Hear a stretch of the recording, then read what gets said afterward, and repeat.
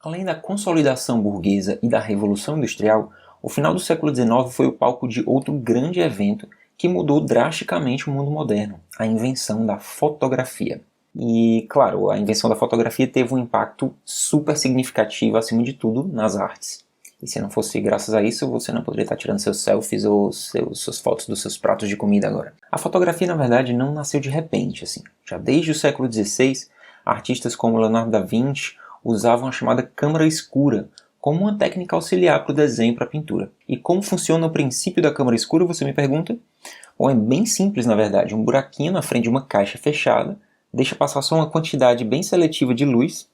Daí os raios luminosos que passam por esse buraquinho são projetados na parede interna da caixa ou em um anteparo do outro lado desse orifício. Da Vinci e outros artistas usavam esse tipo de técnica para desenhar em cima da imagem projetada. E até aí, embora fosse bem legal, né, não era assim, nossa, nada demais. O grande lance da fotografia foi que nos séculos seguintes a isso, a galera começou a querer descobrir formas de registrar essas imagens projetadas, de gravar essa projeção em um suporte físico, de forma permanente.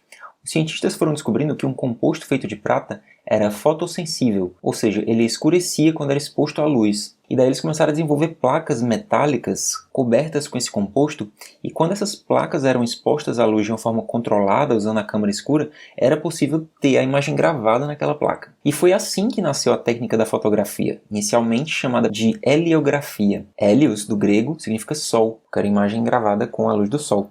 E essa é a primeira fotografia do mundo, feita por Niepce em 1826. Na mesma época, um outro francês chamado Daguerre também fazia suas pesquisas independentes sobre técnica de gravação de imagens com a luz. E os dois, Daguerre e Niepce, acabaram se juntando numa parceria. E Daguerre, então, foi a primeira pessoa a patentear o processo fotográfico, em 1839, que ficou conhecido como daguerreótipo. Mas a invenção da fotografia veio junto com um dilema. Já que era possível capturar uma imagem, digamos, realisticamente perfeita, direto da luz, para que pintar então? Para que serve a pintura? Pois é, a fotografia trouxe para a pintura uma crise existencial, levando os artistas a se questionarem sobre a representação e o porquê de a pintura continuar existindo. Foi então que o francês Claude Monet, inspirado pelos temas realistas do Edouard Manet, não confundir os dois, começou a encabeçar um grupo de artistas com umas ideias novas. Esses caras eram meio que os rebeldes da época, eles queriam se libertar do academicismo, da arte, de todas as regras clássicas de representação que ainda existiam. E o timing deles foi bem certeiro. Como a invenção da fotografia tinha acarretado uma crise da representação na pintura, aquele era o melhor momento para se repensar os paradigmas, para tentar quebrar com a tradição e reinventar um novo conceito, um novo modelo de pintura. Daí esses caras começaram a pintar de forma muito mais solta, sem o rigor da forma e da construção que a arte acadêmica exigia. As pinturas deles mais se pareciam com um conjunto de manchas de tinta, pedaços de cor que, quando eram vistos pelo observador, formavam a imagem pensada pelo artista. Então esses caras eles já não estavam mais pintando objetos e cenas, eles estavam pintando a própria luz, meio que como se fossem máquinas fotográficas humanas. Só que como o ser humano não é uma máquina, nem é perfeito, as imagens não eram gravações perfeitas da realidade visível, mas sim representações subjetivas, imperfeitas mesmo, da realidade que esses artistas enxergavam. E por estarem se rebelando contra os padrões estéticos da época, obviamente esse grupo de artistas não conseguiu expor nas mostras tradicionais. Então eles resolveram se juntar e fazer uma exposição independente.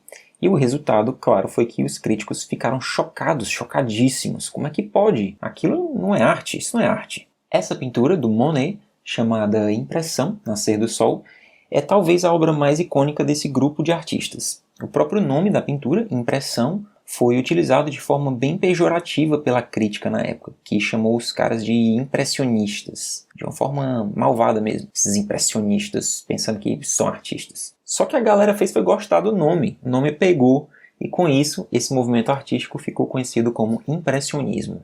Olha só. Uma das características mais marcantes do impressionismo como movimento estético é que as imagens não são desenhadas ou construídas de uma maneira sólida, como era costume fazer na arte tradicional até então. Em vez disso, a ideia dos impressionistas era mais sugerir a imagem. Eles propositalmente usavam as manchas de cor de forma rápida, solta, quase que indefinida. Daí o olhar do observador que completa a obra ao interpretar aquilo como uma imagem figurativa e com significado.